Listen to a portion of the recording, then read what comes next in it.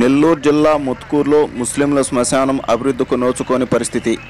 ముస్లిం సోదరులు మెట్టా విష్ణువర్ధన్ రెడ్డి గారిని కలిసి సమస్యను విన్నవించుకోవడంతో విష్ణువర్ధన్ రెడ్డి గారు స్పందించి కాకాణి గోవర్ధన్ రెడ్డి గారికి తెలియజేయగా కాకాణి గోవర్ధన్ రెడ్డి గారు అధికారులతో మాట్లాడి ముస్లిం సోదరుల శ్మశానం అభివృద్ధికి నిధులు మంజూరు చేయించడం జరిగింది. ముత్కూరు ముస్లిం సోదరులు కాకాణి గోవర్ధన్ రెడ్డి గారికి విష్ణువర్ధన్ రెడ్డి గారికి కృతజ్ఞతలు తెలిపారు.